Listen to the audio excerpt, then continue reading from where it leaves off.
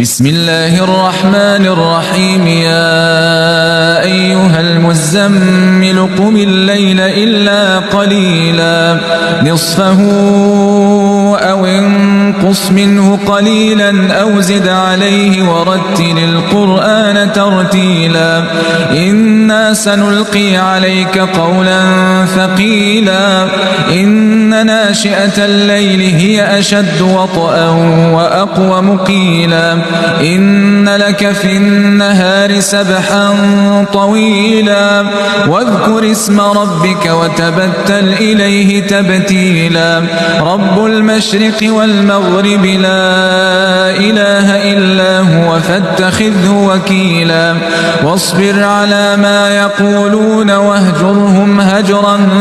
جميلا وذرني والمكذبين أولي النعمة ومهلهم قليلا إن لدينا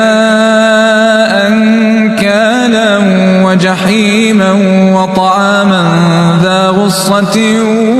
وعذابا أليما يوم ترجف الأرض والجبال وكانت الجبال كثيبا مهيلا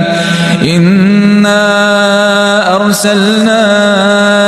إليكم رسولا شاهدا عليكم كما أرسلنا إلى فرعون رسولا فعصى فرعون الرسول فأخذناه أخذا وبيلا فكيف تتقون إن كفرتم يوما يجعل الولدان شيبا السماء منفطر به كان وعده مفعولا إن هذه تذكرة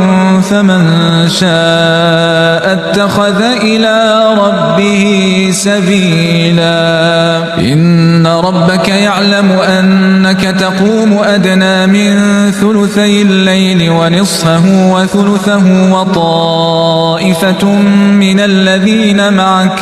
والله يقدر الليل والنهار علم أن لن تحصوه فتاب عليكم فاقرؤوا ما تيسر من القرآن علم أن سيكون منكم مرضى وآخرون يضربون في الأرض يبتغون من فضل الله وآخرون يقاتلون في سبيل الله فاقرؤوا ما تيسر منه وأقيموا الصلاة وآتوا الزكاة وأقرضوا الله قرضا حسنا وما تقدموا لأنفسكم من خير تجدوه عند الله هو خيرا وأعظم أجرا واستغفروا الله إن الله